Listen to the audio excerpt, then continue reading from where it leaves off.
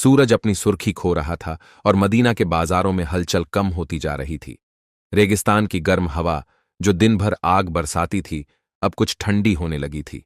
दूर से अजान की सदा बुलंद हो रही थी, मानो अल्लाह की रहमत का पैगाम लेकर आ रही हो।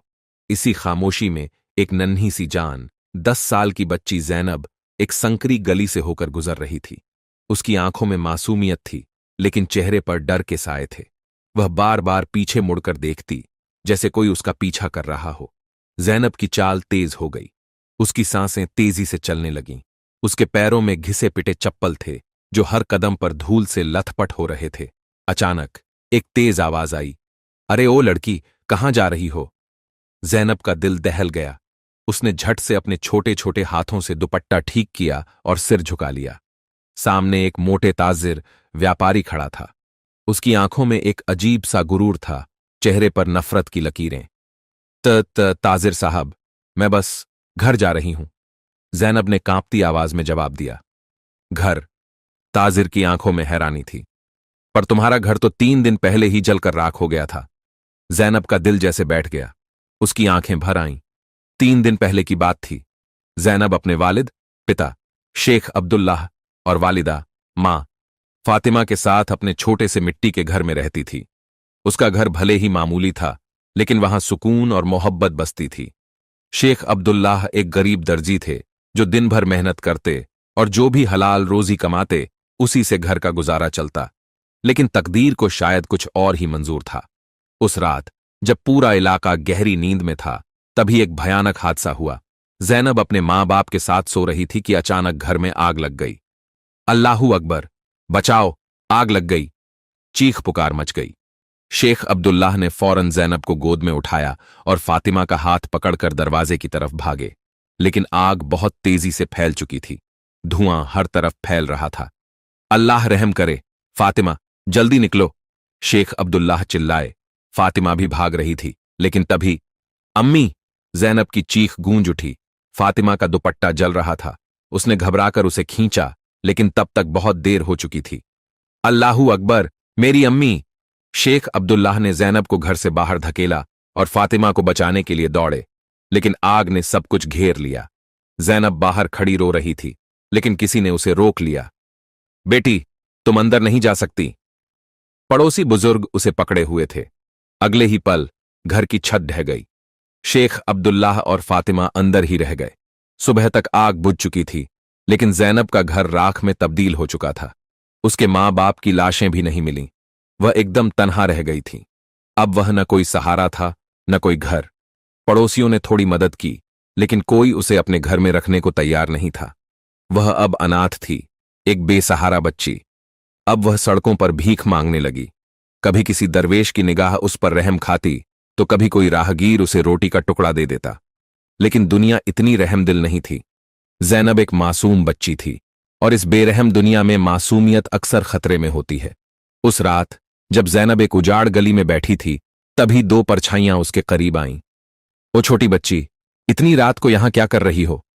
एक दरिंदे की आवाज थी। जैनब ने डर कर देखा।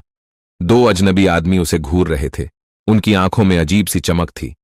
मैं जा रही हूं। उसने उठने की कोशिश की, लेकिन तभी उनमें से एक ने उसका हाथ पकड़ लिया। इतनी जल्दी क्यों गुड़िया? उसने गलीज हंसी हंसते हुए कहा। जैनब की सांसें तेज हो गईं। वह छूटने की कोशिश करने लगी, लेकिन वे दोनों बहुत ताकतवर थे। कोई मेरी मदद करे, उसने चीख कर कहा, लेकिन इस बेरहम शहर में उसकी चीखें कौन सुनता? जैनब को अब महसूस हो रहा था कि वह किसी बहुत बड़े खतरे में थी। उसे अपने अम्मी अब्बू की याद आ रही थी। उसका जिस्म कांप रहा था, लेकिन उसने हिम्मत नहीं हारी। वह एक झटके से उस आदमी के हाथ से छूटकर भागने लगी, लेकिन अंधेरे में दौड़ते हुए उसके पैर लड़खड़ा गए और वह जमीन पर गिर पड़ी। दोनों आदमी उसके पीछे भाग रहे थे। अब तू बचकर कहां जाएगी? उनमें से एक ने कहा। जैनब की आंखों में आंसू थे। उसने अल्लाह से दुआ की, या अल्लाह, मेरी हिफाजत कर। और तभी गली के आखिर में एक लंबे कद का आदमी खड़ा था। उसके हाथ में एक लंबी तलवार चमक रही थी। उसकी आंखों में गुस्सा था। जैसे ही उन दोनों आदमियों ने जैनब की तरफ बढ़ना चाहा, वह आदमी आगे बढ़ा और गरजती आवाज में बोला, रुक जाओ। जैनब ने अपनी आंखों से आंसू पोंछे और उस अजनबी की तरफ देखा। क्या जैनब बच पाएगी? या उसकी तकदीर में कुछ और ही लिखा था। रेगिस्तान की ठंडी हवा अंधेरे को और गहरा कर रही थी। जैनब का दिल तेजी से धड़क रहा था। वह जमीन पर गिरी हुई थी और उसके सामने दो हैवान खड़े थे। लेकिन जैसे ही उन्होंने आगे बढ़ने की कोशिश की, वह रहस्यमयी आदमी तलवार लिए उनके सामने आ खड़ा हुआ। रुक जाओ! उसकी आवाज रेगिस्तान के खामोश माहौल में गूंज उठी। दोनों बदमाश ठिठक गए। वे एक दूसरे की तरफ देखने लगे। ये बच्ची हमारी है, तू बीच में मत पड़। उनमें से एक आदमी ने हिम्मत दिखाने की कोशिश की, लेकिन तलवार वाले आदमी ने गुस्से से उनकी तरफ देखा और तलवार उनकी गर्दन के पास कर दी। अगर एक कदम भी आगे बढ़ाया तो गर्दन उड़ा दूंगा। दोनों की हालत खराब हो गई।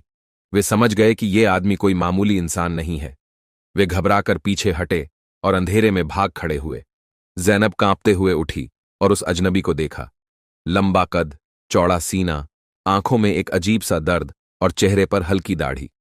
वह किसी बहादुर योद्धा की तरह लग रहा था। तुम ठीक हो? उसने नरमी से पूछा। जैनब की आंखों में आंसू आ गए। वह कुछ कह नहीं पाई, बस सिर हिला दिया। तुम्हारा घर कहाँ है? यह सुनते ही जैनब की आंखों से आंसू बहने लगे। मेरा कोई घर नहीं, सब खत्म हो गया, उसने सुबकते हुए कहा। उस आदमी की आंखों में भी एक अजीब सा दर्द उभर आया। चलो मेरे साथ, तुम अब अकेली नहीं हो। जैनब डर रही थी, लेकिन इस आदमी की आंखों में एक अजीब सी सच्चाई थी। उसने अपने आंसू पोंछे और धीरे धीरे उसके पीछे चल पड़ी। वे रेगिस्तान की सूनसान गलियों से होते हुए आगे बढ़े। कुछ ही देर में वे एक बड़े घर के सामने पहुंचे। यह घर कुबा मस्जिद के करीब था। आदमी ने दरवाजा खोला और जैनब को अंदर आने का इशारा किया। घर के अंदर घुसते ही जैनब ने देखा कि यह बहुत बड़ा लेकिन सादा घर था। एक कोने में खूबसूरत अरबी कालीन बिछे थे और दीवारों पर इस्लामी आयतें लिखी हुई थीं। अचानक एक बूढ़ी औरत बाहर आईं। उनकी आंखें बहुत प्यारी थीं और चेहरे पर एक अजीब सा सुकून था। अब्दुर्रहमान, ये बच्ची कौन है? बूढ़ी औरत ने पूछा। अम्मी, ये बेचारी बहुत दुखी है। इसके माँ बाप नहीं रहे, अब ये हमारे साथ रहेगी। ये सुनते ही बूढ़ी औरत ने जैनब को अपने सीने से लगा लिया। बेटी, अब तुम्हें कोई तकलीफ नहीं होगी। ये घर अब तुम्हारा भी है। जैनब की आंखें फिर भर आईं।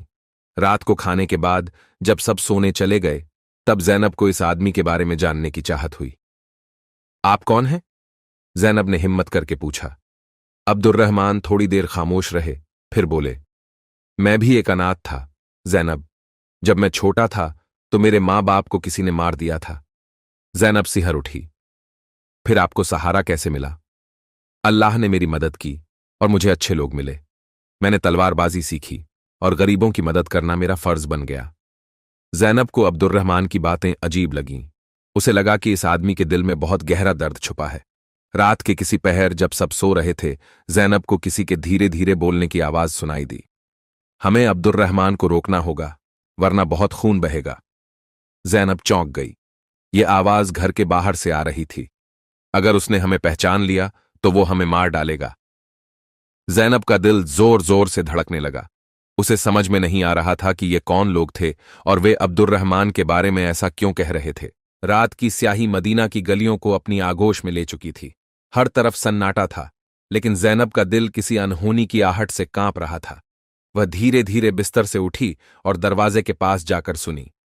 अगर अब्दुर्रहमान जिंदा रहा तो हमारा राज खुल जाएगा। ये सुनते ही जैनब के बदन में झुरझुरी दौड़ गई। वह सांस रोककर दरवाजे के छोटे से सुराख से बाहर देखने लगी। दो काले लिबास वाले आदमी वहां खड़े थे। उनकी आंखें चील की तरह चमक रही थीं। हमें आज ही उसे खत्म कर देना चाहिए, दूसरा आदमी गुर्राया। जैनब का जिस्म कांप गया। उसने सोचा कि अब्दुर्रहमान को उठाकर बता दे, लेकिन तभी दोनों आदमी गली की अंधेरी गलियों में गायब हो गए। या अल्लाह, ये लोग कौन थे? सुबह फज्र की अजान के साथ ही जैनब की आंख खुली। उसका दिल बहुत बेचैन था। उसने फौरन वुजू किया और नमाज पढ़ने के बाद अब्दुर्रहमान को बताने का फैसला किया। अब्दुर्रहमान घर के आंगन में तलवार की प्रैक्टिस कर रहे थे। उनकी हर हरकत में एक सिपाही की तरह चुस्ती थी। भैया, मुझे आपसे एक जरूरी बात करनी है। अब्दुर्रहमान ने अपनी तलवार नीचे रखी और जैनब की तरफ देखा। क्या हुआ जैनब? जैनब ने पूरी रात की बात बता दी। अब्दुर्रहमान की आंखों में एक अजीब सा गुस्सा और दर्द झलकने लगा। तो वे आ गए। उन्होंने गहरी सांस ली। भैया, ये लोग कौन थे? जैनब ने हिम्मत करके पूछा। अब्दुर्रहमान कुछ देर खामोश रहे, फिर बोले, जैनब, तुम्हें सच जानने का हक है, लेकिन यह बहुत खतरनाक है। मैं कुछ भी सह लूंगी भैया, मुझे बताइए। अब्दुर्रहमान ने एक गहरी सांस ली और बोलना शुरू किया। जब मैं तुम्हारी उम्र का था, तब मेरे अब्बू सुल्तान के सबसे भरोसेमंद सिपाही थे, लेकिन कुछ लोगों को यह बर्दाश्त नहीं था। उन्होंने मेरे अब्बू पर झूठा इल्जाम लगाकर उन्हें कत्ल करवा दिया। मेरी अम्मी इस गम को सहन नहीं कर पाईं और चल बसीं। जैनब की आंखें भर आईं। उसके बाद मैंने कसम खाई कि मैं इन जालिमों से बदला लूंगा। मैंने तलवार चलानी सीखी और धीरे धीरे उनके गुनाहों का पर्दाफाश करने लगा। लेकिन वे लोग अब भी ताकतवर हैं और मुझे मारना चाहते हैं। जैनब को अब समझ आ रहा था कि वे लोग कौन थे। भैया, क्या वे लोग आपको मार देंगे? जब तक मेरी सांस चलेगी, मैं किसी जालिम को नहीं छोड़ूंगा। रात का वक्त था। जैनब बिस्तर पर लेटी थी, लेकिन उसकी आंखों में नींद नहीं थी। उसे अब्दुर्रहमान की फिक्र हो रही थी। अचानक धड़ाम, दरवाजा जोर से खुला और 4 नकाबपोश अंदर घुसे। उनके हाथों में तलवारें थीं। अब्दुर्रहमान, आज तेरा खेल खत्म, उनमें से एक चिल्लाया। अब्दुर्रहमान बिजली की तरह उछले और अपनी तलवार निकाल ली। तलवारें आपस में टकराने लगीं। अब्दुर्रहमान अकेले चारों से लड़ रहे थे, लेकिन वे बहुत चालाकी से वार कर रहे थे। जैनब एक कोने में दुबकी हुई थी। अचानक एक हमलावर ने पीछे से वार किया। भैया, पीछे! लेकिन बहुत देर हो चुकी थी। तलवार अब्दुर्रहमान के कंधे में गहरी उतर चुकी थी। आह! जैनब की चीख निकल गई। अब्दुर्रहमान घुटनों के बल गिर पड़े। जैनब ने जल्दी से एक जलता हुआ दिया उठाया और एक हमलावर के चेहरे पर फेंक दिया। आग! आग! वह चिल्लाने लगा। इसका फायदा उठाकर अब्दुर्रहमान ने आखिरी ताकत जुटाई और अपनी तलवार चला दी। 2 हमलावर गिर पड़े, लेकिन बाकी 2 भाग निकले। जैनब भागकर अब्दुर्रहमान के पास आई। भैया, आप ठीक हैं? अब्दुर्रहमान की हालत बहुत खराब थी। उनका जिस्म खून से भीग चुका था। जैनब, मुझे कुछ वक्त चाहिए। लेकिन उनके हाथ ठंडे हो रहे थे। नहीं भैया, आप मुझे छोड़कर नहीं जा सकते। अल्लाह से दुआ करो जैनब, अल्लाह हमें हमेशा हिफाजत देता है। जैनब की आंखों के सामने अब्दुर्रहमान खून से लथपथ पड़े थे। उनके जिस्म से गर्म लहू बह रहा था। उनकी सांसें तेजी से चल रही थीं, जैसे किसी भी पल थम जाएंगी। भैया, आप कुछ मत बोलिए, हम आपको ठीक कर देंगे। उसकी आवाज कांप रही थी। आंसू उसकी आंखों से लगातार गिर रहे थे। अब्दुर्रहमान ने मुश्किल से अपनी आंखें खोलीं। उनके चेहरे पर हल्की सी मुस्कान आई। जैनब, रो मत, अल्लाह पर भरोसा रखो। लेकिन जैनब के लिए यह सब्र का वक्त नहीं था।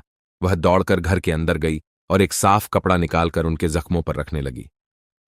अल्लाह, मेरे भाई को बचा ले। अब्दुर्रहमान ने कांपते हुए अपना हाथ जेब में डाला और एक पुरानी चिट्ठी निकाली। जैनब, यह लो, इसे अपने पास रखो। अगर मुझे कुछ हो जाए तो इसे सुल्तान तक पहुंचा देना। जैनब ने कांपते हाथों से चिट्ठी ली। भैया, ऐसा मत कहिए, आप ठीक हो जाएंगे। लेकिन अब्दुर्रहमान की आंखें धीरे धीरे बंद हो रही थीं। तभी दरवाजे पर किसी के तेजी से दौड़ने की आवाज आई। जैनब घबरा गई। या अल्लाह, दुश्मन फिर आ गए। लेकिन जब दरवाजा खुला तो एक बूढ़े आदमी को देखकर जैनब चौंक गई। वह अब्दुर्रहमान के करीबी दोस्त हाफिज उमर थे। बेटी, जल्दी करो, हमें इन्हें हकीम के पास ले जाना होगा। जैनब ने झटपट अब्दुर्रहमान को सहारा दिया और उमर साहब के साथ मिलकर उन्हें ऊंट पर बैठाया। वे तेजी से हकीम साहब के पास पहुंचे। हकीम साहब ने उनका इलाज शुरू किया, लेकिन उनका चेहरा गंभीर था।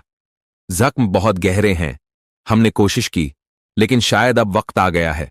जैनब का दिल धड़क उठा। नहीं, ऐसा मत कहिए। अब्दुर्रहमान ने धीरे से अपनी आंखें खोलीं। उनका चेहरा पीला पड़ चुका था।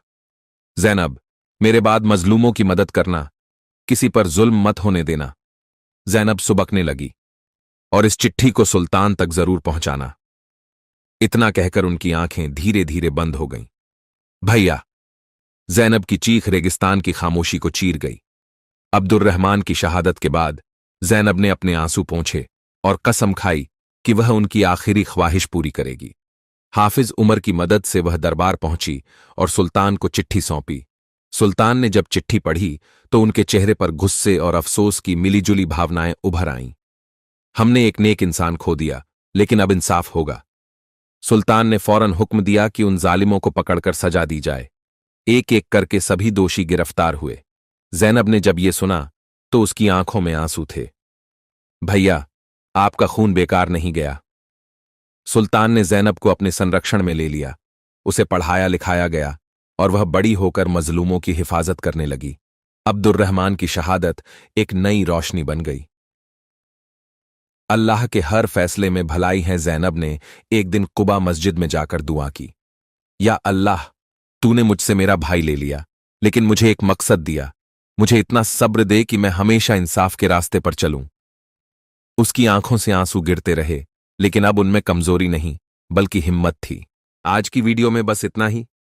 वीडियो अच्छा लगा तो वीडियो को लाइक कर दो और अपने दोस्तों को शेयर कर दो, और ऐसे ही वीडियो देखने के लिए सब्सक्राइब करें ताकि आपको सभी नए वीडियो की जानकारी मिलती रहे।